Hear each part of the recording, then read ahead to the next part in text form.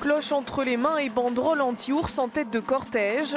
D'un côté ou de l'autre de la frontière, l'image se répète. Mais cette fois, c'est en espagnol que les éleveurs des Pyrénées ont crié leur colère.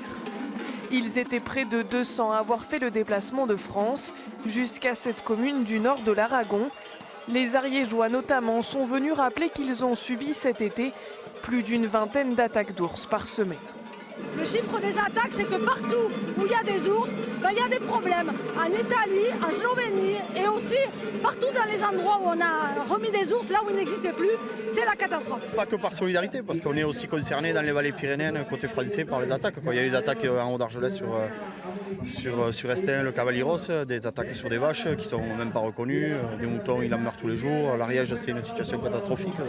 Dans une ambiance calme, les manifestants entre 1000 et 1500 déambulent au milieu des touristes. C'est la première fois qu'éleveurs français et espagnols défilent ensemble depuis la réintroduction de 2 ours en octobre dernier. On ne pourra plus nous dire à partir d'aujourd'hui qu'en France ça se passe bien ou qu'en Espagne ça se passe bien. Comme il a été dit par un scientifique l'autre jour sur un plateau de télévision, aujourd'hui la priorité c'est pas de sauver les ours et les loups qui ne sont pas du tout en disparition, c'est d'abord de sauver les abeilles et les vers de terre.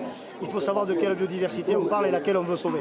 Au final, une cinquantaine d'organisations, associations ou syndicats ont signé un manifeste commun aux 2 pays.